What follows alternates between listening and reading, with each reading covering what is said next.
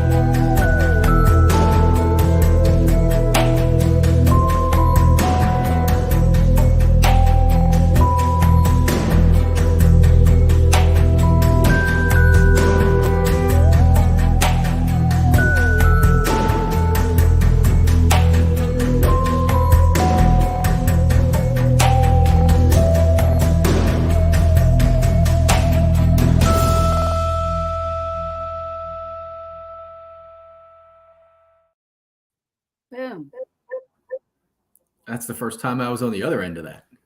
Good evening. Hi, Heather. Thank you for joining us. Kyle, hello. How are you, love? Good evening. Excuse me, everybody out in Paranormal Brew land. Thank you for joining us. I have a very special guest with me, and I say special because Todd is, a very good friend of mine. I love him to death. I love his wife, his family, his friends that I've met. What brought me to Todd is that I it's so crazy how small the world is. But my cousin that lives in Georgia, who lived in Birdsboro at one point, and that's where my dad lived, and my grandfather, all this and that. My whole family actually was in Birdsboro at one point. But she saw something online that this Birdsboro Community Center was having a ghost tour, and I emailed or messaged Bird Mansion, the community center, and I said, "Listen, I'm into this. Let me help you guys out." And Todd was all into it, and he wrote back to me, and I went over there a couple of months later. We did an investigation, and to my surprise, I mean, we got a ton of intelligent EVPs and also residual stuff. I mean, there's a lot of both things that happen there. The place is my kind of place. It's got meaty history. Meaty. I love saying that. It's just layers and layers and layers of history. It goes back to 1751. So right. So I am going to, stop talking about it, but because I want Todd to introduce himself and tell everybody, a little bit about yourself, and then let's get into the whole paranormal thing, because the paranormal thing is kind of new for you, I think, like within the last year, right? I mean, you just started getting into it. I have kind of like guided Todd a little bit with some things. We came up with Bird Paranormal because he's going to be retiring soon, and I guess paranormal is going to be his thing that he wants to do. So we did Bird Paranormal, and so if anybody's ever interested, look up Bird Paranormal on Facebook. Hold on a second. There we go. I'm live on TikTok too, so it was out of focus. But I'm going to shut up. How about let's talk about Todd first, and then let's talk about Bird Mansion. And I'm representing. She is. Birdsboro. Whoop, whoop. Her Community Memorial Center. Go ahead. Well, my name's Todd. Born and raised in Birdsboro, and it's Birdsboro, just so you know. That's how you say it. Birdsboro. Birdsboro. That's how you know you're from here.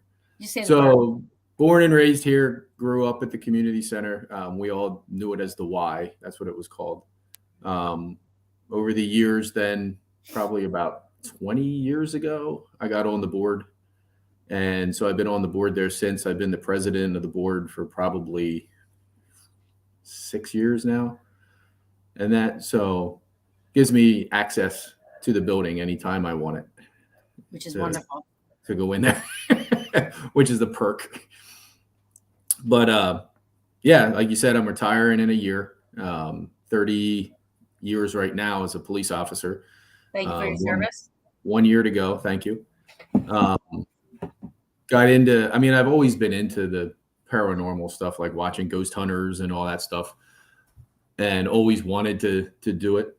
But just with the job and everything and family and kids, never really got the time. And then just we started to last year, decided to do a ghost tour for Halloween, and that's when I got in contact with you, and you came down, and it was like, yeah, this is cool. I like this. Yeah. And then just took off running and swipe right on Amazon Prime and got all my toys now. And Yeah, I mean, it's funny because, like, as Todd says, he grew up at the Birdsboro Community Center. Well, my great uncle there used to be a bowling alley in there. It's not there anymore, but my great uncle was a pin setter in the Birdsboro Community Center. So, like, even my family goes back. I mean, and I didn't know it. It's only an hour from my house, and I'm 45. Like, I'm learning. I knew my dad, and everybody talk about Birdsboro. This where I've been to, Hopewell Furnace, which is literally 5 minutes away. I've been to, Britton Lodge 12 years ago, with my group that literally is 5 minutes away from Birdsboro. And me and Todd and Sabrina and Tony and a couple other people just recently 2 weeks ago. 2 weeks ago, investigated Britton Lodge again. So just crazy how things are full circle. And, these are the kind of things I feel like are meant to be, like I'm meant to be there. I'm meant to, Ty couldn't ask for a better Birdsboro historian to be like on a team together. I also have the Birdsboro Yesterday page. I didn't say that. Yes, Birdsboro Yesterday. So yeah. I'm kind of like, Bruce Hoffman's our town historian. I'm hoping to take over his shoes, once he moves on. But he's 95 right now. Wow. But the man knows everything. And well, you're pretty damn close. I learned a lot from him. That's awesome. He's done all the hard work. So let's go ahead. No, go ahead. I was just saying, so let's talk about Bird Mansion, like how you came about to be a part of Bird Mansion, and you know what I mean, like and how we are right now, how we got to where we are right now. Well, how I got a part of it? I've been there since I was a kid. Pin setter, I did that too. Oh. It is more like shin dodgers because you had to dodge the pins as they were flying. But no, just I'm down there almost not every day, but mostly every day. And you want to know like the history of it? Yeah, let's talk about about Bird Mansion. All right. For those that don't know, it's Birdsboro is named after William Byrd. William Byrd was an iron master who came here in 1740, where he bought some land off of a gentleman named Caleb Harrison. And then in 1751, he built his mansion along Hay Creek. Well, it's Crick. In Birdsboro, you say Crick. But he built a mansion in 1751, moved his family in, and he had a forge right next to where the house was. And then he also had one down more southern area of Birdsboro near Hopewell Street, where his second forge was. And then he also went on to build the forge out at Hopewell. Which, by the way, for anybody that's familiar with this area, Hopewell Furnace is kind of like Batstow Village, where it's got a mansion and it's got, some other structures on the property where people lived, workers lived. There's the Iron Master's house is there. The Iron Master's house. The place reminds me. The place reminds me of Batstow Village, but just on maybe the land the structures are a little bit more spaced out than Batstow Village, and the forge is there, and the furnace is all restored. The furnace was built by William's son Mark, but that's all restored. Everything it's part of the Hopewell National Park. Yeah, so it's a national park. It's located within French Creek, which is a state park. Yeah. If you guys are interested, on my TikTok and on my YouTube and on Facebook, I actually put up a video of us walking around. There's like a couple of short videos in one video of me and Todd walking around Hopewell Furnace. It's really cool. If you guys are ever in that area, you got to check it out. Birdsboro. I say everything is Birdsboro because it's all so close together, but you get the Daniel Boone Homestead, Hopewell Furnace. Where was that place we went where remember we were standing where it had the big cement plaque of all the people that signed the Declaration of Independence? Oh, that was up at Berks County, I forget what they call it, Memorial Park or something, but that's up where Grings Mill, because we went up there to look at the lock. I think I can't remember the name of the lock. Oh yeah, the creek. Yeah. Yeah, Correct. the woman drowned her for kids. But all right, so Bird Mansion. Yes. Let's go back to Bird Mansion. I digress. Go ahead. So, I mean, you want to know like the whole history of it? Yeah, let's do it. Oh, okay. So William Byrd, he had several children. He had James, Mark, Rebecca, Rachel, William, a second William, because the first William that passed away in the same year as James. So when James died, Mark became the oldest son. So when William Byrd passed away, Mark inherited everything. And then he added on an addition to the mansion in 1777. And then he also built Hopewell Furnace. He was an important guy. Like he was a lieutenant colonel in the local militia. If you know history, at West Point during the Revolutionary War, they strung a chain across the Hudson River to keep the British from sailing down the Hudson. That chain was made out here at Hopewell. Oh, cool. That's awesome. Mark wanted it back, and then they won't give it back to him. Hi, Ajing's checking in from Indonesia. Oh, wow. Yeah. Going international. We're international, baby. International. Well, go ahead. What time is it in Indonesia? I ask her that all the time. I'm always like, what time is it there? It's probably really late for her. That's why she's a trooper, man. She is like true blue paranormal brew. Like she really is. There you go, Heather. Heather's my cousin. You met Heather. Yes. She was just at West Point and got a picture with the chain. Oh, that's awesome. Yeah, that was made out at Hopewell. Awesome. Okay. So he ended up going into financial troubles due to some fires, floods, and also the government didn't kind of repay him for a lot of the stuff that he did during the war. So he ended up moving down to North Carolina. He sold everything. It went into several people's hands. One of the persons was James Wilson, who was married to Mark's sister, Rachel. And James Wilson owned the place for a little bit. Wasn't there much, but he's an important guy. He signed the Declaration of Independence. He helped create the Constitution. He was also one of the first Supreme Court justices. I'd say he was pretty important. So, yeah, pretty important. And him and Rachel got married in the house, in the mansion. That's awesome. And what year was that? Do you know? I don't know what year they got married. I would say, she was born 1750, so it had to be like probably 1780s, somewhere around there. Okay. But she could have, they married young too back then, so true. You don't know. Could have been 1782. No, I'm kidding. What's that?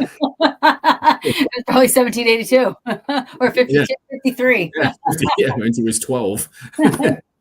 But so it went through a couple hands, back and forth. But to make the long story short, it ended up in the hands of a British soldier. He was a soldier prior to the Revolution. His name was John Lewis Bard, and he rented the properties first, and then he ended up buying it. The significance with him was he had a daughter named Elizabeth. He also had a gentleman working for him whose name was Matthew Brooke. Matthew Brooke and Elizabeth, they caught the eye of each other. They ended up marrying, and that's how then the Brooke family got involved in Birdsboro. I always say it was named after William Byrd, but the Brookes basically built the town because they were really big into the iron industry, the E&G Brooke Iron Company. Right. Well, he worked at Hopewell, right? Matthew. Yeah. Yeah, Matthew worked out there, and then eventually they owned everything. Right. Because once John Lewis Bard died, then they ended up getting everything after that. So the Brooks had it. And they didn't live there very long because Matthew died in 1821, and then a few years later they moved out. It was three. It was Edward, George, and Elizabeth were the children, and they were very young at that time. Like when he died, I think they were 5, 3, and like super young. Goodness. They ended up moving to Reading, and then but they still kept the stuff. Like it just they didn't have, like, Edward and George were too young yet, but they went to college, they went through all that, and then when they became of age, they came back and they took over everything. But after they moved out of the mansion became a hotel. It was called the Birdsboro House, and for mostly like from 1830. I think brothel. It was what's that? Yeah, you think it's a brothel? A brothel in there. It was a brothel in there somewhere. It was a hotel that catered to the travelers on the canal. Okay, brothel. Everybody knows that was a brothel back in the day. Because the canal, when they built the Schuylkill Canal system, they put it right through the front yard of the house, and that actually made the Brooks upset. And what they did was they actually turned, but they didn't literally turn the house around, but they made the front of the house now the back of the house. Yeah. And because the main road too also changed. The main road used to be on the riverside, and then after the canal was built, it was on the other side. So everything was flip-flop. Didn't they do that at the Mounds Jones houses too? The canal would have been on the other side of the river, I think. The Mounds. Didn't one of them? I'm not sure which side of the canal was down there. I feel like the archaeology lady that was there, the archaeologist, was saying that they moved their door to the other side for some reason. I don't remember that. Okay. Remember that because that's that right on the river. I mean, that's basically right. Yeah. Well, they were underwater. Yeah, it's only like 20 yards from the river. Yeah. All right. Go ahead. Sorry. So it was a hotel, the Birdsboro House, up until they ended up the Brooks offered it to the borough for $1 in 1919, and then that's when the community center was formed. And it was part of the agreement that it would be they'd sell it for $1 as long as it was a community center for the town. And supposedly the contract said that if it ever stops being a community center, then it goes back to their family. Yeah, but is there anybody left? I have no idea, and I don't know of any contract. You've never. So from them, and then at that point in 1920, they built the gymnasium, which was a full basketball court. It had a stage. There was bowling alleys downstairs, weight room, showers, and all that stuff. So there's Jossie.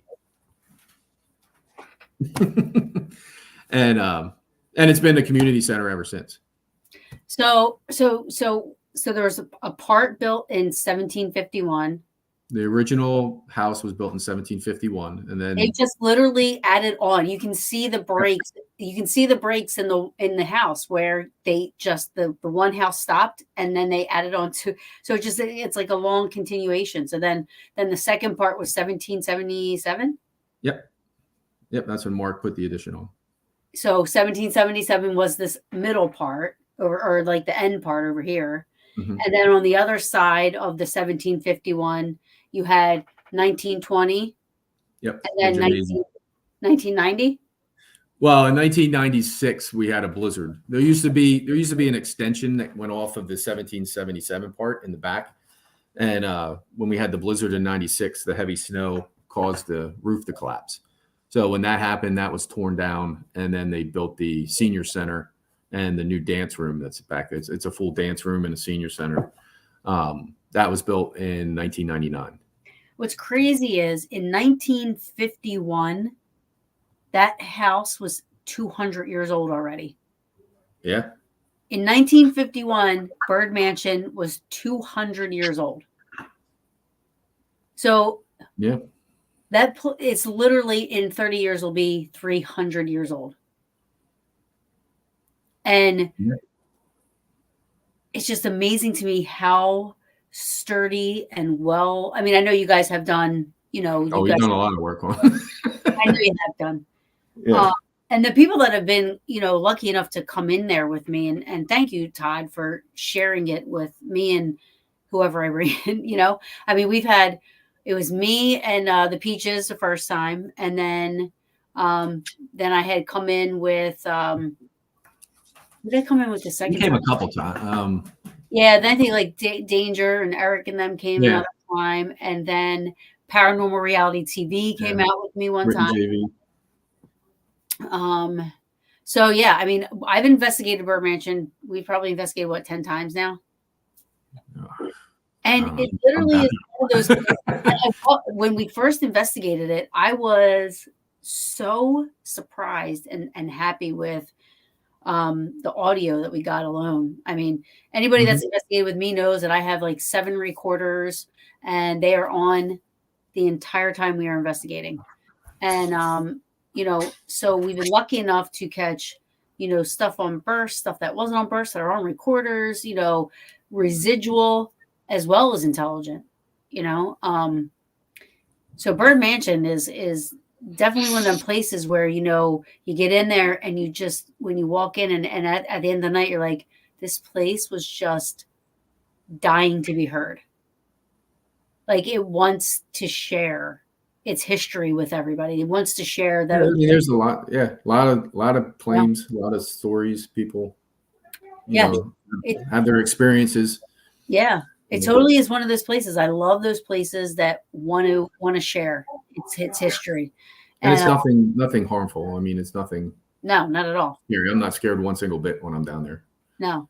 So Todd, tell everybody, when I did the walkthrough, Todd was walking me through, you had a lot of claims from people that just the janitor, people that work there, this was prior to any paranormal people coming. Was I the first one to investigate with you? Yeah, there was years ago. I mean, before I was on the board, they said that there was a group from Albright, either Albright or Alvernia. I guess they had like a college class, which was pretty cool. I wish I would have known that.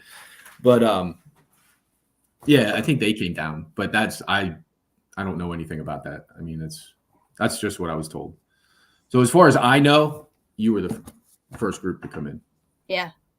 Yeah, Jossie said it's amazing there. It really is. I mean, Jossie's one of those people that had experiences there. I mean, we all had personal experiences when we were there. We all have, documented, EVPs and stuff like that, I haven't been sharing that stuff on my social medias, but I guess I could. I mean, nobody's really ever asked me to do that, so I never really have done it. But I mean, I would love to share the stuff that we get, but I want to share it with Birdsboro first before, But anyways, so what are some of the claims that some of the people had prior to us coming in? Prior to us, a lot of footsteps being heard, walking. People hear voices. One of our board members, when we were painting the game room downstairs, he was painting the floorboard in the little small bathroom that's it's going up the 1 steps. If you're not there, you won't know what I'm talking about. But he was in there painting the floorboards, and he heard literally through a hole in the floor. There's like a little hole. And he heard a male just yell, "Fire in the hole!" And he was like, "What the heck was fire in the hole?" And then, like 15 seconds after that, he heard a curse word. But he was the F word. But it said "F you." Yeah, F you. But he said that. I mean, he immediately got up, looked outside the door. Nobody's outside. There was nobody else there with him. He's also went down into the boiler room where it was pitch dark, and just to get a tape measure. And when he was in there, he just said to himself out loud, "I wish somebody would just leave a light on in here because it's so dark." And went back out. The door actually locks behind you. You need a key to get in there. And when he came back to put the tape measure back, the one light was on down the one set where it wasn't on when he was there. And he was the only one in the building. Right. Yeah, like people hear footsteps. Heather just commented, faucet turns on. Cabinet drawers that used to be in the Rachel Bird room would open. I personally was on the elliptical machine in the gym the one morning, early in the morning, and just felt this presence, like something's next to me. And I turned and looked, and there was a man standing there, and then he disappeared. That's the only physical experience I've ever seen. But how do your cop buddies know about all this? Yeah, some, not all of them. I mean, I don't talk much because I don't work in the borough, so a lot of them aren't familiar with Bird Mansion. They don't know that. But some of them, like we used to watch Ghost Hunters all the time and talk about it. Oh, so they're cool with what you do. They don't think you're like crazy or anything. No. I mean, I'm sure some of them do. Think I'm crazy, but my father-in-law thinks I'm crazy. Really? Oh, heck yeah. He's a skeptic. You should go to Bird Mansion with us one night then. Yeah. What Heather's saying. I personally experienced the kitchen activity. Yeah, her and her sister. But Goose has seen a lot down there. She saw a kid in a window on the outside of the window. She says she saw a kid with like a bowl cut haircut. Yeah, it's just a lot of the one director was walking an aide and a special needs student up the steps the one time. And when they were going up the steps, then they got to the top, the aide said, something just slapped me in the back. And he lifted up his shirt and he had a handprint on his back. Now, that's the only time I've ever heard of anybody being touched. Yeah. In the place. Yeah, because we've been there. When we went in there, we heard phantom door slams. And I mean, there's audio of us for like at least an hour and a half to 2 hours trying to get the right sound that we heard, what I heard. I heard a door open and close, and it was on the recorder. Not open and close, we just heard it close. Like it sounded like it just like slammed shut. And everybody went around the whole place and was like opening and shutting the doors. And I mean, we did everything we could until we finally figured out what I thought sounded as close to as what I heard. And but we had an EVP though too, where I said, but yeah, that door might not have been there back in those days. Yeah. And there was an answer. Yeah, there was. I think they said, yeah. I can't remember exactly what they said. Yeah, we did get an EVP to that, and that's the thing. Like it's like there, like I said, there's intelligent, and there's also I think residual. For sure. I mean, I think there's a lot of residual. A lot, like the whistling all the time. I hear whistles. I heard whistles with my own ears, which I don't hear much with my own ears. It's crazy how like I left a recorder on the first floor. In the 1750, to me, most of the activity is in the 1751 part of the house for some reason. For me, that's where I feel like. Well, but also, but down in the gymnasium though too. Yeah. Or the exercise room where the bowling alley was. We got so like the EVP. Like I left a recorder in that 1751 part downstairs, and Sabrina, we were all upstairs, all of us, and Sabrina forgot something downstairs. That's where all of our equipment was and everything. So she went down, and while she's down there, you hear somebody else talking to her. Like it's right there in the recorder, and it's like it's not Sabrina because Sabrina is talking. And she said something to herself. Like she's like, yeah, she was down there saying, "Oh, there's my recorder." She's and also you hear this whisper right after that, and you it wasn't her. You can clearly tell. So, and then we were all sleeping in the 1751 part, right? And so, as Todd had mentioned before, if we do an investigation there, even though it is open 24/7 for the gym, when we're there and we're sleeping over, he shuts off the key fobs and he, puts a sign up closed for the weekend. So people aren't coming in. The only people that can come in is if they have a physical key to get in. Mm-hmm. And the three of us were sleeping, and Jocelyn and Lauren heard the door open and close to come in. They thought it was Todd, and they were waiting, and Todd never came back. But so then they thought that he just went into the office part, never came back, like he was doing stuff. But then a half an hour later, they hear the door open and close, and here comes Todd walking in. They're like, Yeah. "You weren't And here. I wasn't in before. You weren't just here." And he was Yeah. like, "Oh, I'm just getting here." And they were like, "Holy shit!" So they heard Which is a claim too from one of the guys that used to be on the board, because he slept over two nights in a row to do security because of the art show that we had going on upstairs, and that's exactly what both nights he heard that door go, and then he heard footsteps go right across the floor in front of him and up the steps. Yeah. And to me, that was the first time, because we have stuff on record with the door, hearing that door, and I don't know if it's that door, but hearing a door close, like as if it, of course, when we heard it, when it got caught on the recorder, you don't hear it open, but you do hear this boom, like this door closing, as to what those doors would sound like. And to catch that that's the first time that something residual for me that has been reported that actually might have been captured. Do you know what I mean? So, and I didn't tell you this yet. This is interesting because last weekend I took my sister and my brother-in-law down because they wanted to come down and do it. And Stevie and his girlfriend came along. And we sat up in the heritage room because we usually sit up there and then put stuff out in the Rachel Bird room. And I put the REM pod right at the top of the steps, where, like, in between when you come up the steps and the heritage room's off to your right in the Rachel Bird room. I put the REM pod right there at the top of the landing. Mm-hmm. And it would just give a slight green, like a quick beep, and it did that several times. And I remember, like, it would do that sometimes, and I'm like, okay, is that the battery? Because honestly, I always think there's an answer for something, for why it happened. And if I can't explain it, then that's when you're as a police officer, you're trained to. Yeah. There's a reason for something happening. Yeah. So I'm thinking, okay, is it the battery? But it's not the battery. I just put a brand new battery in it. So it would do that. And then at one point it did it for like 5 seconds, and it was a stronger act, the light and the noise. And then it went away and stopped.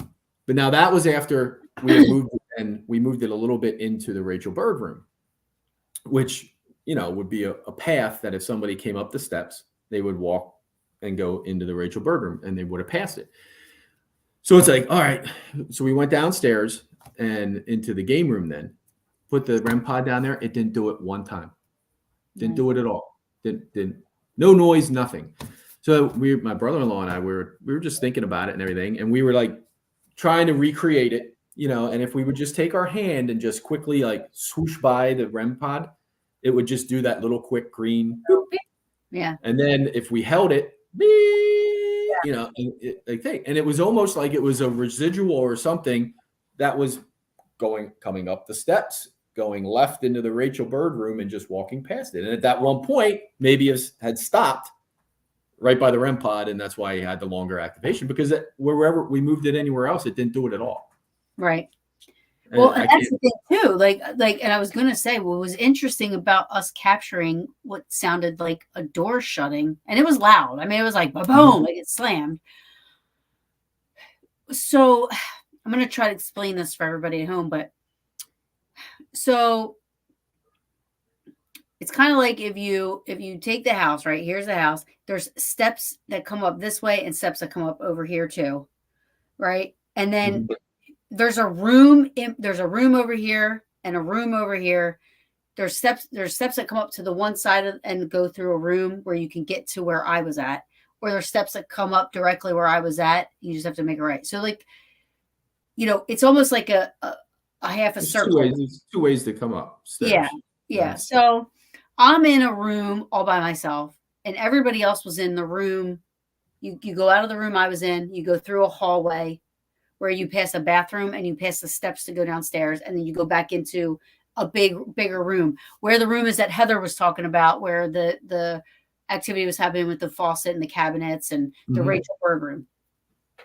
And I heard this door, and then, like I said, everybody was running around. We had so many people that we were able to everybody go to a door, and everybody was opening the doors and letting them slam. And I was listening to hear what sounded like what I thought I heard. So, because we were trying to figure out what door it was.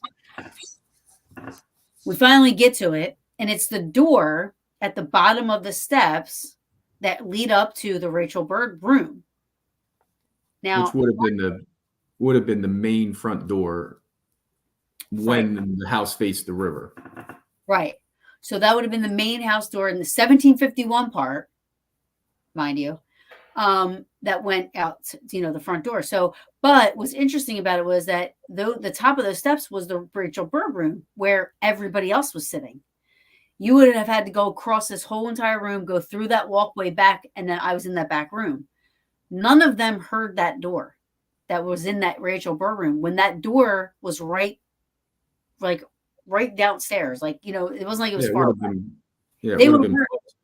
They should have heard it. Not me. If anything, it should have been the opposite. So that was cool when we figured like what door it was, and everybody's like, well, why didn't we hear it? I'm like, why did I hear it? So that was cool. And we caught some of the residual, the whistling. We have a lot of whistling, I actually heard that the one day, like literally behind me on the steps. Yeah. Like somebody whistled. Yeah. And when Paranormal TV was with us and we were in the basement side, was that the 1751 side? No. Yeah. In the basement? Yeah, we didn't go in the 1777. Oh, no, we did go in the 1777 side. Whatever the one boiler room. The boiler room is the 1751. The one that had all the beams and everything, that's the 77. So the 1777 basement. We were in there when Paranormal Reality TV was there. And we did the knocking thing, like, knock, like do this, give us 2 knocks. And hands to God, it's on the live, like it's on the recorders and stuff. Like you can watch it and see it. Like we're like, give 2 knocks, and it was by the wooden steps, and you don't have to like go around the corner, flash a light. You can see the steps from where you're standing. It's not a big basement, It's one room. Yeah, it's one room. The wooden steps that go down, and literally we were bumping into each other. So it's not a big side of a basement. So we said, can you knock on something, give us 2 knocks, and you hear doom, doom, like these hard knocks on the wood on the steps. And I'm like, is that serious? Like, because it wasn't like, could that have been? No, this was like, like these 2 hard knocks on this wooden steps. And I'm like, this place just doesn't disappoint. It's like, you don't expect either. You don't expect to have. You don't. Well, like you said, a lot of times when I'm down there, I don't even experience anything, and it's until I get home and I listen to the EVPs, the recorders. Yeah. And it's like, oh, dang. Yeah. And I mean, and so there's been a couple of nights where Todd is, his wife has come and his kids and stuff, because it is a very relaxed environment, whether we're ghost hunting or not. It's such a comfortable space. If there are spirits there, the feeling you get when you go in there, it's just a very welcoming, homey type of a place, like you feel welcome in there, and cat balls. Oh, yeah, down in the weight room. Yeah. I think you were down there. I wasn't down there. Yes. Oh, Heather, she was down there with us. Oh, I think she was. No, she was watching. She was watching. Yeah. Yeah, like on cue, we were like saying, like, "Oh, you turn this." That was funny because Erica was there, and she kept saying she felt that she felt something like going back and forth, just back and forth, and in there. Well, that's where the bowling alley was, and everything. So that's where we were like, well, geez, I wonder if it's like residual and they're actually bowling. Yeah. Yeah, I mean. Because the cat balls did. I mean, the cat balls were going off, and I believe it was Britt was literally jumping right next to. I mean, jumping up in the air and landing right next to him, and they won't go off. Yeah, Paranormal Reality TV. For anybody that doesn't know, you should go follow them. They're great. They are awesome. They are. It's James Johnson and Britt Griffith. If James Johnson was, he's owned 4 radio stations and studios, and he was owner of Taps magazine.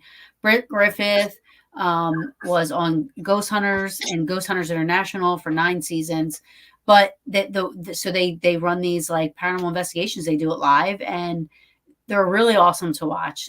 So they came. So Britt and all them guys, and we had Erica Marks, who's a psychic medium, who's phenomenal, by the way. She will be on the Brew coming up December 20th, I believe. So I'm looking forward to that. But you know, the team that was there too. I mean, it was just, you knew that, everybody experienced stuff. There was just, but that's how Bird Mansion is. Like, it just, like again, all I can explain it like is as it wants to be heard.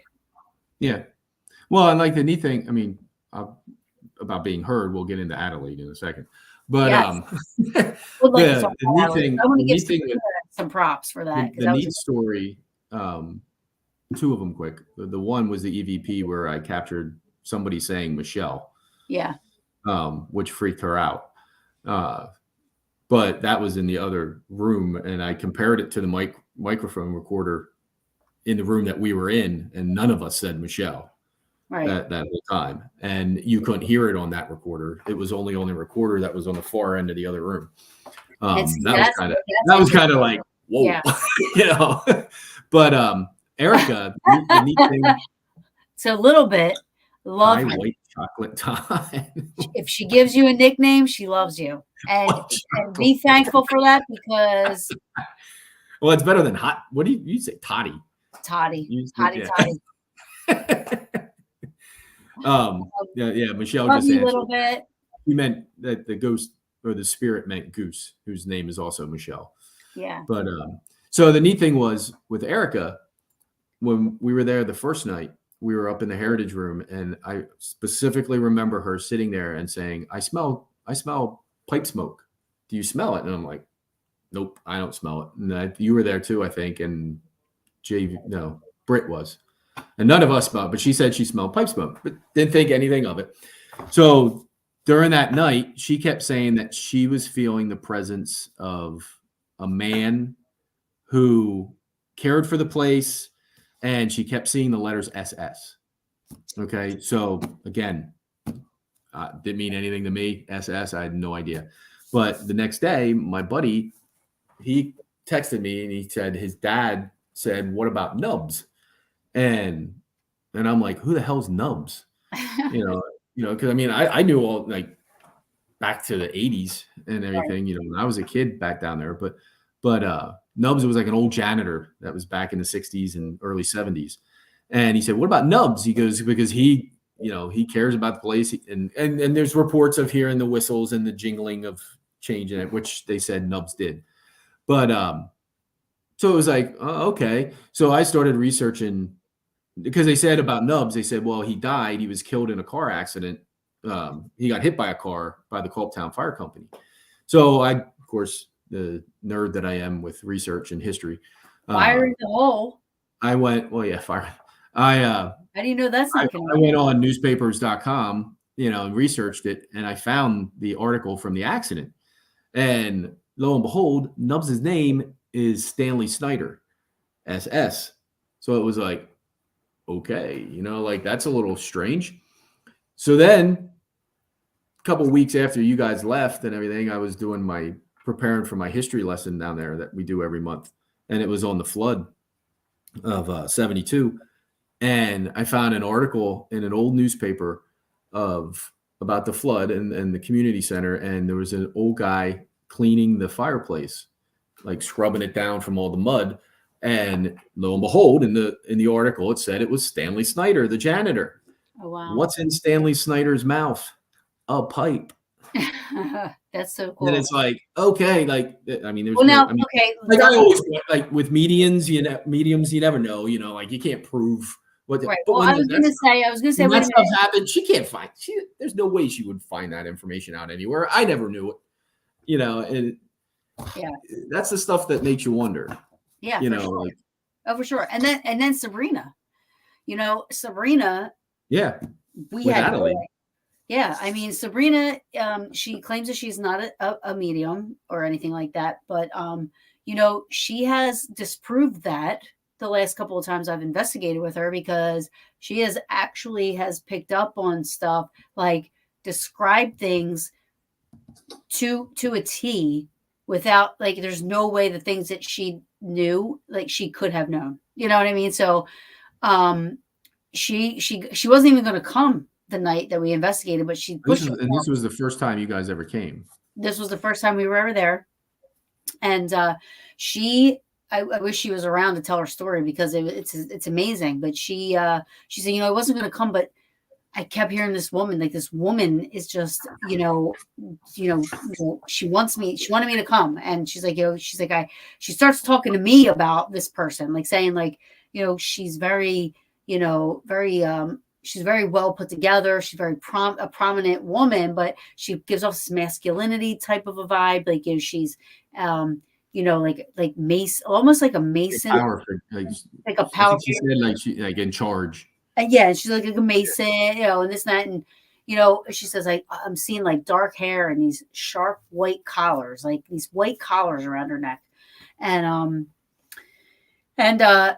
she's, and I was like, just stop. I was like, let me go get Todd because I don't know. So I get Todd. Todd comes in and she starts telling Todd as we're walking around, and she's like telling Todd, she's like, I feel like this woman was like, like she like wants to be recognized, and she's just going on and on. And Todd's like, I don't know. So he starts messaging people. Well, she asked me, she goes, I feel like she was in charge. She goes, was there any females in charge? And I'm like, nope, just Lisa, our director now, is the only female. Well, yeah. Tracy Huddleston, but they're alive, so it was like, I don't know.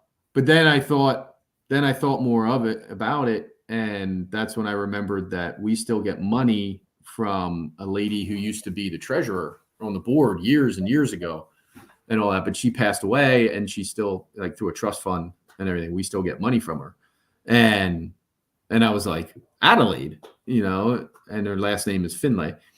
And so that's when, I thought, well, okay, maybe her. But then, of course, I start digging into things, and I start finding, well, at first I found her obituary, and it said that she was the 1950. Well, that's the other thing too. Sabrina had said she isn't old. Right. That was the other thing. She's, I'm not thinking this is like, not like 1700, 1800. She's like 1950s, Right. Because this was more recent, 1950s. And yeah. I was like, okay. So when I found her obituary, it said that she was the past Eastern Star something. I forget what the title was, of 1950 something and everything. And Mason. That's when Sabrina was like, oh, well, that's Masons. Yeah. That's part of the Masons. And she had already said that to me before Todd. She had said that to me when she first got there. And so Todd, and I didn't tell Todd that, but I just went and got Todd so she could talk to him to see if we could figure out who this was. And the fact that was in her obituary, I looked at Sabrina. I was like, what? So go ahead. It gets better. I mean, she said I said her name wrong, and she's going to haunt me for that. I don't know. Finlay. I don't know. She's not here today. but yeah. So then Sabrina was like, well, my word, like, Lady Masons wore white. So of course I did more digging. I found some newspaper articles with her photo in it, and lo and behold, in like every photo, she's got this big white collar, like sharp white collar, dark hair.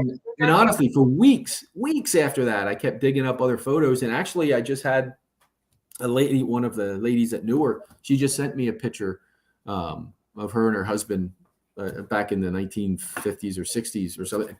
White collar, like every picture, white collar, so it's, and then when we went out and we were telling the other girls about it, that's when, like, the tri-field, every time we talk, started going crazy and everything. And the funny thing is, well, and she said about she was upset that she wasn't recognized. And 2 weeks prior to you guys coming, we had I believe it was our horse racing night, and we honored two of our past directors, Eli and G. Millard, and had plaques made up with their pictures and everything on to hang on the wall and all that stuff. Here's a woman that's getting money. And it's like, oh, she's pissed. Like, she's pissed. I would be too. I'm glad she said something. I went and I made her a plaque and everything. And ever since that, we haven't had any. Yeah, we haven't had any. And isn't that crazy? Like, here, Sabrina's like, she wants to be recognized. Now, here's a woman, that money still comes out of her trust fund for this Birdsboro Community Center. Her husband gets a plaque, but she doesn't, right? And it's like she her just husband had a plaque there. Yeah. that's what I'm saying. He gets one, but she doesn't, and and here she's like telling, Sabrina's like, she just wants to be recognized. She just wants to be recognized. And so I think it's awesome that you guys did that. You humored the idea that, look, let's do this for her. You guys did it. And now there's been nothing from Adelaide. Yeah, we haven't anything from her. And I thought, how crazy is that?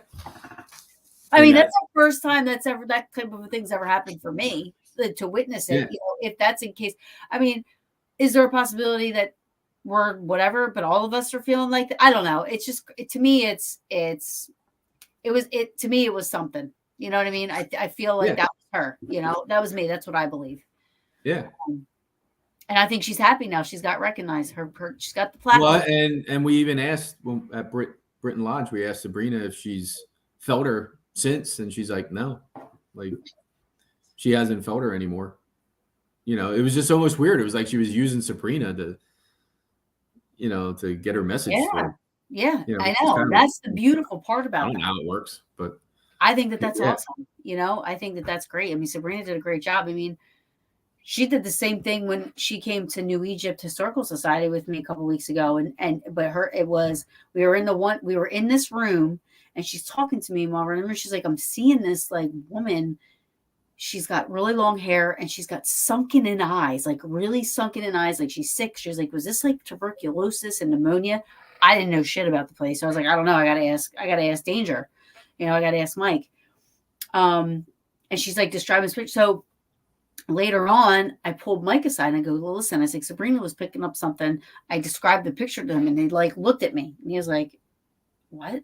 And he goes, what room are you in? And I'm like, we were in the room with all the women's clothes and the dresses and stuff. And he's like, I haven't shown anybody this picture, but last week we were investigating and I caught this picture. And he pulls up this picture and you can clearly see a woman, like you can see hair like this long, looks like a long dress, and these big sunken in eyes. It was like exactly what she described. Whether or not she was picking up on a spirit or whether or not she was just picking up on like the picture he took or something, I have no idea. But she described that picture. And she's never saw her before. Nobody's seen it. Mike said to me, he hasn't shown anybody. Yeah. And that's the same with Adelaide. Like I didn't even, really know much about Adelaide, and so there's no way, like, I don't know, they can't look that stuff. How do you that's not online. I can't explain it. I mean, she literally described that picture. Whether like who knows where it was coming from or what it was, but she described it and he's like, I haven't shown anybody this picture. Mm-hmm. So so she was, that was surprising. But anyways, like Bird Mansion is literally one of them places that, for me, I'll never get tired of it. I'll never get tired. And we can sleep there. Well, my brother-in-law and I were talking about this, and I wanted to ask you, like, do you feel like there are just certain people who I don't want to say trigger, but like they're more open? Like when they're there, more stuff happens. I don't know. I mean, I believe that like I'm throwing Goose out there right now because. Well, I believe that first of all, if you are native to that property, first of all, like you've been there your whole life. Goose has worked there she worked there for what, 15 years, 20 years or something. She's there. Like, I definitely think that just like spirits can leave imprints, we can leave imprints too. And if this is just thought, this is just, thinking, or theories or whatever. It's not something, whatever, but why couldn't that interact with whatever's there, the energies that's there, the spirits that are there? Like, and if it's something familiar and then you're familiar to that, I definitely think that people that, like, when I went to Octagon Mansion, he owns that place. He investigated with me. I've never experienced any activity like that before, but I really think he had a lot to do with that, because I think if the spirits there they know you or know, you know what I mean? Like they know who you are, you're always there. I think they are more apt to come out, you know what I mean? Or more, more inclined to communicate. Yeah. You will. Yeah. Goose is asking why I'm throwing her under the bus. You're not getting thrown under the No. bus. I think I would take that as a compliment. That means that they love Well, you. no, because when we did the last tour, the haunted tour, you and Rob just left. You three were down there in the kitchen area. I said bye. No. You guys left, and Goose Yeah. was down there by herself then, and Michelle had come on the tour with me, and so we're doing the tour, and Goose is texting Michelle, my wife, like, it's going back crazy down here, and everything. Oh yeah. So she's saying you left me. So when we got back, we're like, what are you say? We're like, what are you talking about? And she said that the blind, literally, the shade, like behind me, the shade literally moved, like came out and like moved and everything. So we have security cameras all throughout the building, and so I can watch them. So I went back and I'm watching, and the camera in that area shoots right down the wall where that window would be, and you can see Goose. Now our cameras work on motion detection, so if it picks up motion, it records. If it's still, then it doesn't. It's going to turn off to save battery power and all that. But if any type of motion, like if cars drive by and the headlights come through and go across the wall, it records it. So I'm reviewing this and watching it. And for some reason, and I still can't figure out why, because Goose is sitting at the table, probably 5 yards, 7 yards or whatever, away from this window. And she's sitting at the table on her phone, texting or doing whatever she was doing. And all of a sudden the camera just turns off. Now it shouldn't, because Goose is moving around. Yeah. It should be picking up that movement. But it turned off for 48 seconds. And 48 seconds after, it comes back on. You can see that Goose is not moved from her chair. She's still sitting in the exact same spot. Now her hand moved a little bit from holding her phone, but she's still in the same position that she was sitting. And there's no way Goose got up, ran over to the window, and then ran back in 48 seconds. You know that, Goose. Love you. And but if you watch that shade, when the camera turned off and when it turns back on, that shade is moved. Like it's in a different position. Now it did capture it like moving, but it is in a different position from where it was when. Isn't that crazy how it just? I still can't figure out why'd that turn off, because it should have kept recording because of Goose being in that room, but it was just weird. The scariest 48 seconds of Why didn't you say for me to stay? I would have stayed. I didn't know you were going to be by yourself like that.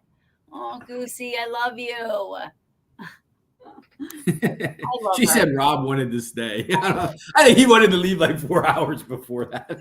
No. He's got a bro crush with Goose. He loves her. Totally loves her. He's always like, oh, I love my new friend. I love my new friend Goose. I love her. But that's why I said that, because it seems like a lot of stuff happens when Goose is there. Yeah, but she also worked there for 15, 20 years. She knows everybody. I mean, she's like the mayor of Birdsboro. Yeah. I mean, literally, we go to Disney and say, "Hey, Goose." Somebody knows her. Ah, there, my sister finally got in.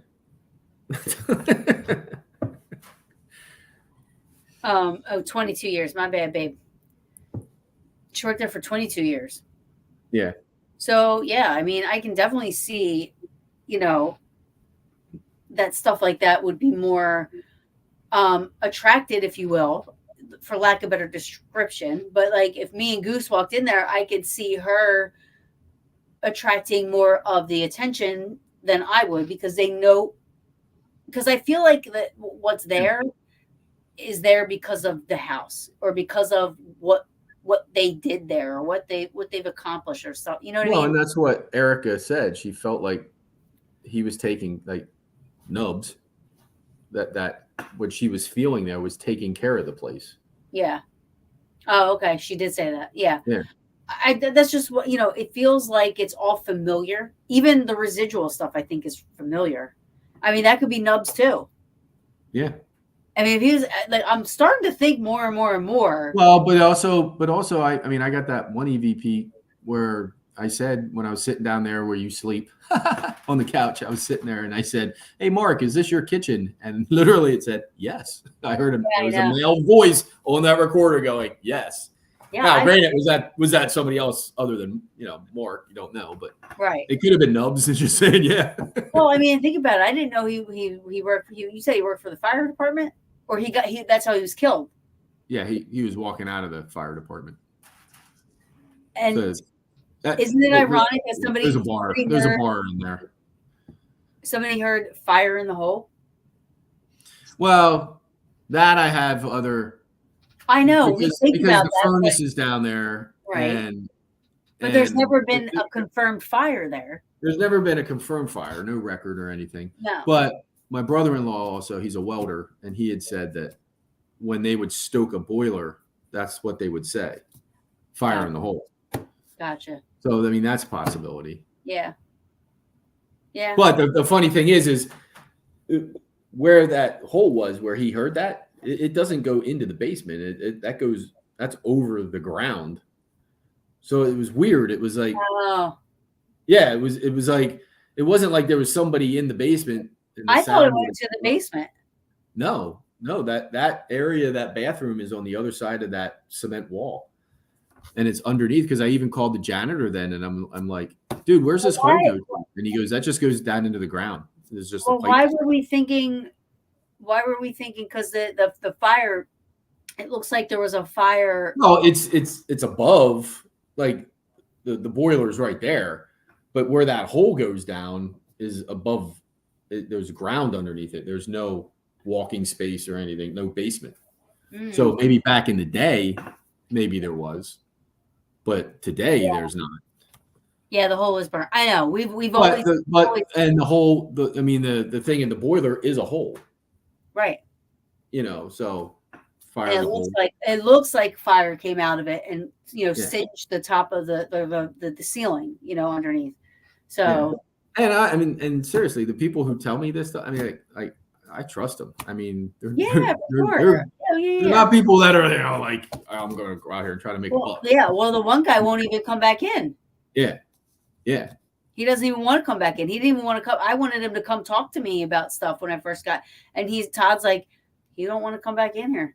And all he heard were residual footsteps and the door opening and closing. Yeah. Which I'm not saying that's all. I mean, I'm sure, Jossie and Lauren heard that too. We all heard the door at some point, but he's that freaked out about it. Yeah. I mean, there's definitely activity there. I mean, and like I said, like, I'll try to prove whatever that thing is. Like, I had a light turn on during the night, and I spent 2 days trying to figure out why this light came on in the middle of the night and everything, until I found out that it's actually on the same circuit as the locker room down underneath. That's the other thing too. When we were talking basement, though, which is disappointing, because you're like, oh, cool, I got something good, but then it's like we were in the locker room. Was this when Paranormal Reality TV was there? Because remember, we were downstairs. We weren't in the locker room. We were standing outside the locker room, and we heard that squeak. We heard a squeak. I was giving the tour. I was showing them around. Yeah, and we hear a squeak, and I'm like, what was that? Because there's nothing. There's only one way in there. Like, yeah. There's not like somebody could have been in there and ran out a back door. There's only one way in there. We were at that door, like the hallway that goes back to it. Right. When we heard the squeak, we couldn't figure out what it was. So we went back there and we start messing around, and then there's metal lockers, and Todd grabs one of the metal lockers and opens it, and it was exactly the noise we heard. Mm-hmm. Exactly the noise. And so it's just crazy that things like that happen. Wine. I am having wine. So wine can, it either hits me, goes right to my head, or, whatever, but it's, going to my head. But I was also going to say, what the hell was I going to say right before that? I was going to say something about. Oh, we also got down there. We also got that, the EVP where we were where the bowling alley was in the weight room. and your Zeus, which I didn't know is named after an old cat of yours. Yes. Yeah, so I just saw that. I was like, oh, now I feel bad for making fun of Zeus. But but it was down and it went off the one time, and it was, and you literally said, "Oh, do you like petting Zeus?" And then pause, and then you said, "Can you pet him again?" And right after you say that, there's a no. Yep. Like right on the recorder. No. Yeah, it's just like that's the kind of stuff that's just like it just blows my mind. Like because there's nobody there saying it, so it's I know. That's none of us said it. Yeah. It's like, how do you explain that? Like for me, that's hard. There's Erica. Erica's on. Oh yay! Hey Erica. Yes, I was just telling everybody how we were talking about how awesome you did at Bird Mansion, the stuff you picked up on, and how you're coming on the brew December 20th.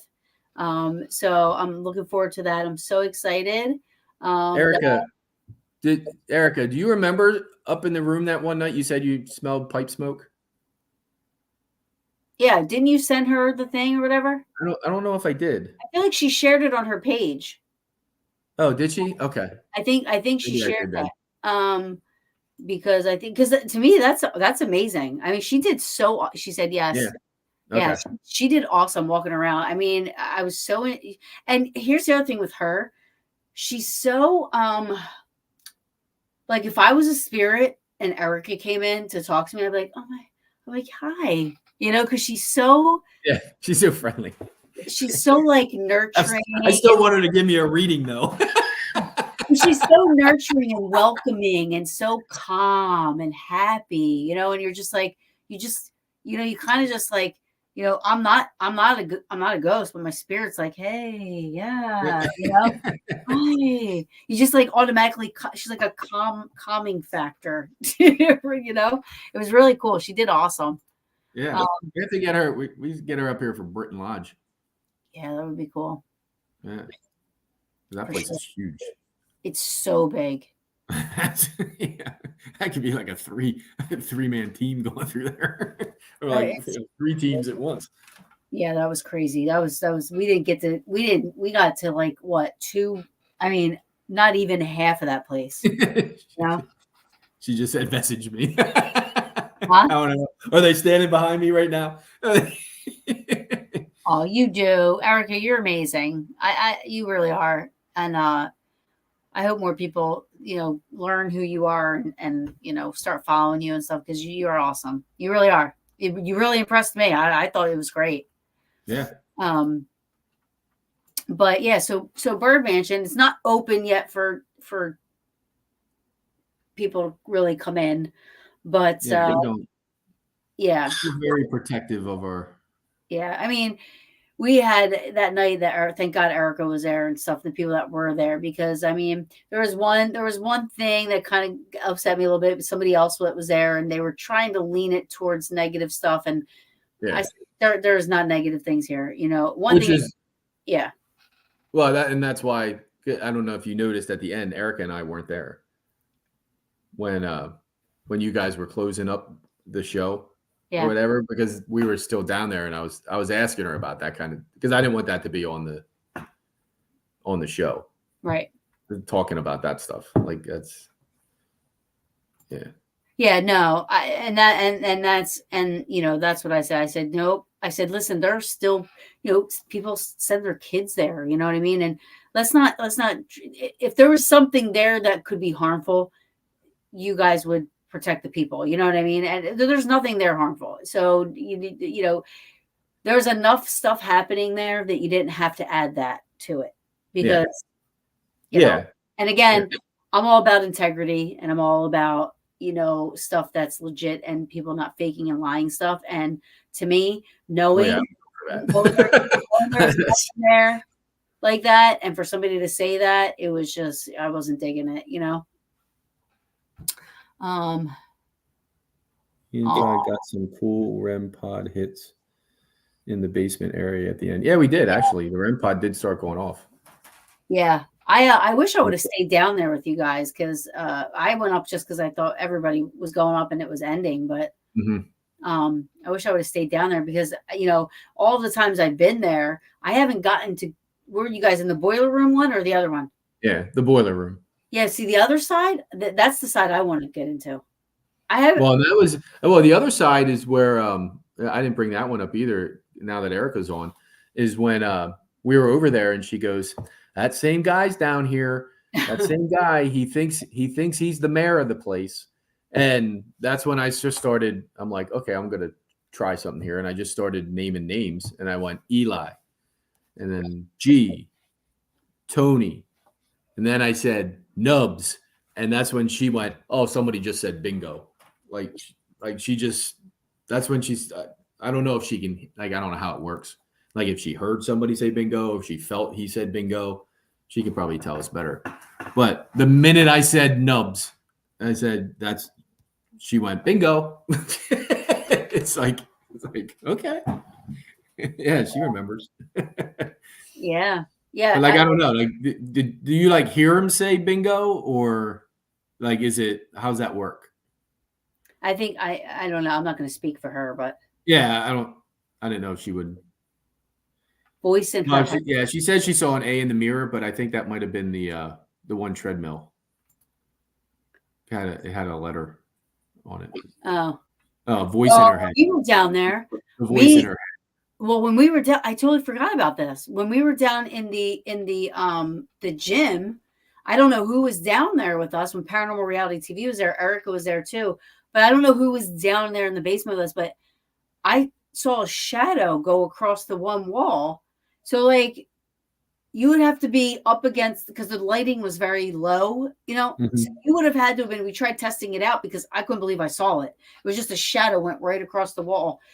So we're in one room, you go through doorways, and then there's the other side of the gym. So there's like equipment in both sides, but and there are lights on, but not bright lights. They were just, because they were filming. So they were just, lights enough to be filming. But well, it's like the exit lights and all that stuff. Yeah, that's what it was. It was the exit lights. Yeah. And I saw a shadow go across like this. And I'm like, was that, yeah, because Danger was there too. So it must have been, when they were around. And they're like, was it somebody walking in the other room that would have casted the shadow? And somebody went to do it. You couldn't even see the shadow on the wall. Mm-hmm. You had to be right up against the wall to make a shadow. Yeah. And yeah. I saw that, and I was like, holy crap. And it went on. It was like this. And it looked like a person walking by. It did, but it was crazy. Yeah. Well, and like my sister just said when we were doing the tour, that last tour, I think it was when Goose had the experience up there, my brother-in-law swore that he saw a shadow going back into that locker room where we heard the squeak. Oh. On the thing. Like he was hanging in the back. And he said he swore he saw a shadow, like somebody looking out at him and all that. Now, he didn't tell me until after he went home because he didn't want anybody to. And that's the other thing. Like, there's definite, like, hot spots in Bird Mansion. Like, when I say that, like everybody seems to has experienced stuff, whether it be personal, whatever.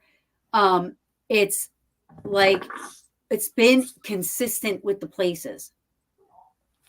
Mm-hmm. You know what I mean? And I like that. So it's not like everybody's all over the place with stuff. Like, it's like, okay, we heard this in here, we heard that in here. This is where we had this, and it's always been consistent in the places that it's been happening. The stuff. What happened when it was JV? No, not JV. It was Britt's son. He was doing the camera. Yeah. And didn't he hear somebody say help or something? Yes, he did. Yes, he did. I think that, yeah. That's Britt's son, yeah. Yeah. Yeah. They were sitting there and they were talking about something. How good Heather is. Heather's like Tyler. Thank you. Tyler? That's the kid. Oh, yeah. That's right. I'm thinking, okay, it's Tyler now. It's another spirit. No, but yeah, he like, because he took his thing off right away. He goes, somebody just said help. Like, did anybody say help? I know, I remember that. Yeah. I don't remember what the conversation was at that time. I'd have to Yeah, go back and Erica brought up the one that the really lovely, welcoming lady was there. yeah, She was and like, I think you said the letter R. She was feeling the letter R with that or something because I did think I when said we were Rachel. saying that we were in the Rachel Bird room. We were in the Rachel Bird room. Yeah. I And mean, she also picked up on somebody, remember she said like, was it the stroke or something like that, or like had like a heart attack or something? She said she was yeah, feeling like, Matthew Brooke died in the house, supposedly, and probably William Bird. If you look up his thing on the grave, find a grave thing, it said about how he died of apoplexy, which I think is a stroke. And it says that he died in his house, so I don't, it's possible. That other guy picked up on that too. Yeah. And I think what? But that was like, okay. I was impressed with Heather. I mean, with Erica. Mm-hmm. She was really good. And I enjoyed having her there. I mean, I really like how her and Sabrina both. I mean, they picked up on different things, but they both like Erica seemed to pick up on more of the historical side of it. And not saying that 1950s isn't historical, because it is, but Sabrina was picking up on more recent stuff, So I think to have those two, confirmations, that's what I love. It's bringing the haunts and the history together. I love that when you can connect things, because for me, I believe that more than anything. I believe that people are where they're at. Like for me, I'm going to haunt Eisenhower Farmhouse. That's where I'm going to be. That's my heaven. I'm going to be living in the Eisenhower Farmhouse when I die. I don't know. So you need to read the book Killing Patton, and you might think differently of Eisenhower. It's not Eisenhower. It's the property. Well, I know. But I love the property. Is absolutely gorgeous. And I love Eisenhower. I do. But the property is it's fully furnished. It's got you just want to be next to Gettysburg. That's all. It's in Gettysburg.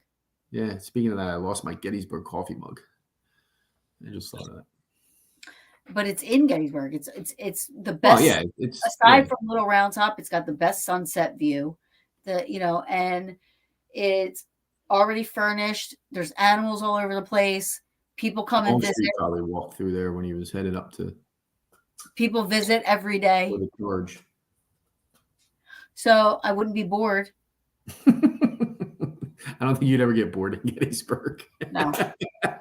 even in the thereafter. You're gonna be the minute they open up Little Round Top, you're gonna be like that kid at I'm gonna Wally be World. At Wally World, you're gonna be running. Hey boss, I need to take off for what? The Little Round Top is opening today, and I need to be there. Erica, you were never at Gettysburg? Yeah, you should go. You go with me. I will take you. Goodness. I know that place better than the place I grew up in.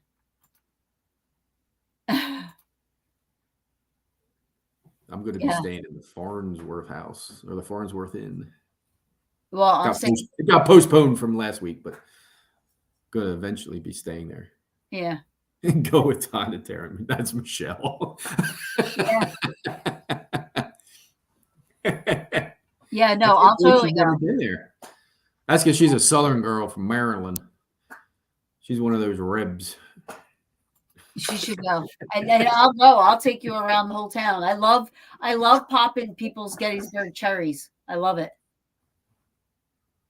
Anytime somebody's like, "I've never been there," and they want to go around touring with me, I love it. It's like I'm learning. I'm like doing it all over again. It's so exciting. I love it. Michelle likes the bicycle tour. I take her on.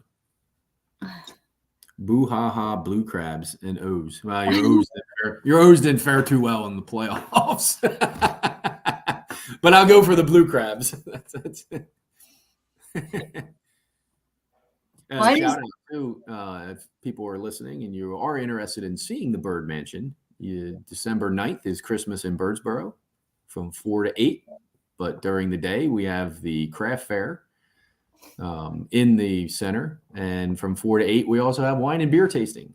So whoop, whoop. This is all December 9th. That's December 9th. That's my public address announcement for the Birdsboro Community Memorial Center. I think I got to check and see I got to check my calendar, but if I don't have anything, I already invited you, and you said, "Oh, I don't know. I think my nephew's graduating from the police police." academy.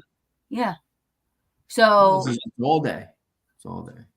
no, I know that, but The beer and wine is from 4 to 8. That's inside. yeah, but what's the craft shows when? There's also hot chocolate, gourmet hot chocolate, as my Yeah, sister. and wait, well, of course, I wanted to plug The craft shows during the day, and then Yeah. there's all kinds of stuff from 4 to 8 outside. 2 to And 6. fireworks. I think they're having fireworks again this year. Yes, I'm so down if I don't have to. He's Awesome. having Great. they're having a graduation. We used to have ice sculptures where they did the chainsaws and but That's cool. that caused a big stink, and Why? they don't do that. It costs a lot of money. Birdsboro. It costs. We don't want to go there. It gets politics involved. Oh. Awesome. Well, no, it's a great time, and you can see this. You can see the bird mansion, and you can get your bird mansion Christmas ornament. Yes. Which I was nice enough to get you one. So, as they said, they were selling fast. Yeah. No, thank you for getting me one. I wanted one. I'm a huge Birdsboro fan, so. Goose is telling me to shut up and let you talk. I forget what I was going to say now. I totally forget what I was going to say. But yeah, no, I'm excited to continue to come to Bird Mansion and bring people there and and investigate and stuff. I haven't been there in a minute, but we have to. And eventually, I want to do, where we can have people. Yeah.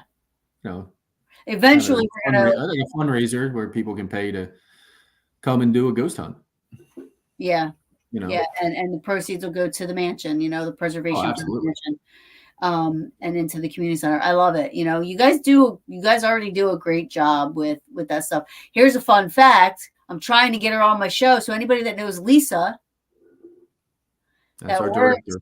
That's the director of Bird Mansion. Her father worked at Penhurst when Penhurst was open, and he worked there for how many years? Oh, I don't remember. I mean, years and years. She used to hang out there while it was open. She would go with her dad to work and stuff like this and that. And she would hang out there. I remember her saying something about sneaking carrots or something. Yeah, she was like telling stories how she would I want her to come on to talk about Penhurst because she was in there. She was like going in there, and yeah, I mean, totally. I want her to come on. So if anybody can convince her, I'd love to have her on too. But and she works at and. I had a cousin that was a resident at Penhurst until he was 18. And he was then transferred to Hamburg State Hospital, but he was a resident. Goose is a Hamburg girl. Oh, really? Goose hangs out with the Hamburg folks. Well, Hamburg Asylum is up for sale. Maybe we can get in there. We got some connections in Hamburg. Yeah, I love asylums too. I do. I know it sounds weird, but I do. Well, Todd, thank you for coming on. Tell people the pages. You have Birdsboro of yesterday. Birdsboro yesterday, which is the history of Birdsboro. It's very interesting. And then you have Paranormal. Bird Paranormal, which is my page, and then that's it. The Birdsboro Community Center. The Birdsboro Community Center. They have their own. Their own page, and then my page, but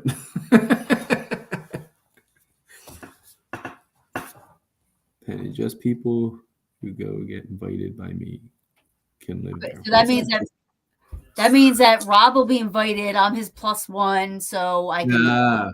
There you go. You got to work on the Adams family up there to get them into get us into the Hamburg Asylum.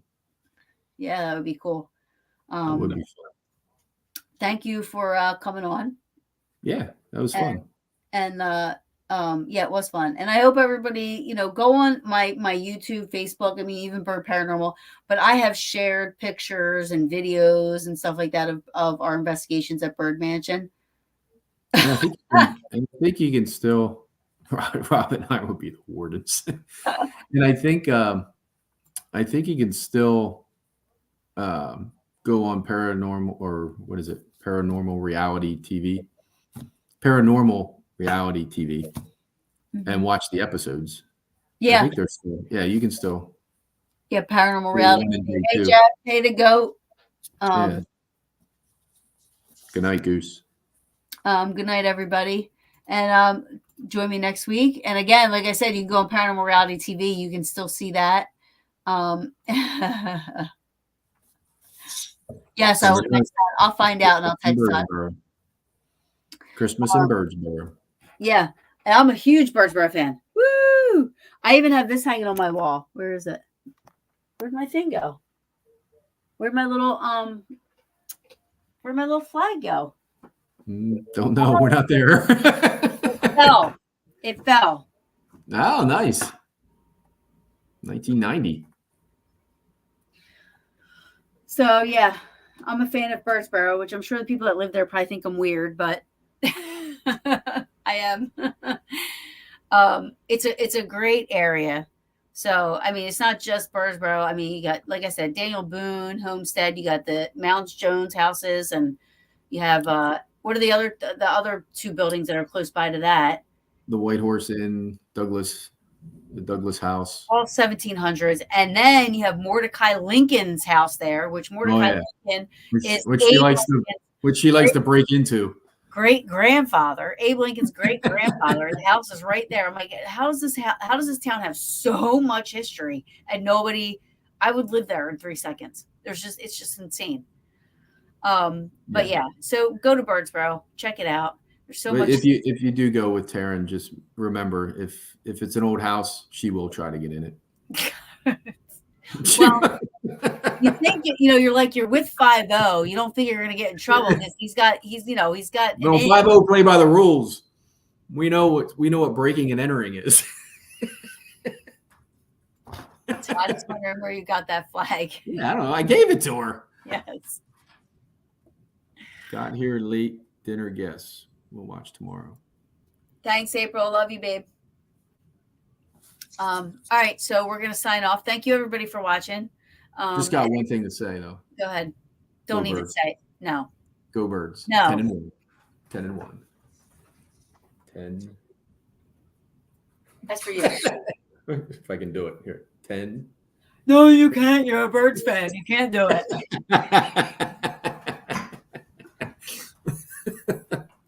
Good night, goat. All right, I'll see you guys next week. Todd, I'll be in touch. Yep. Christmas in Birdsboro. Be there.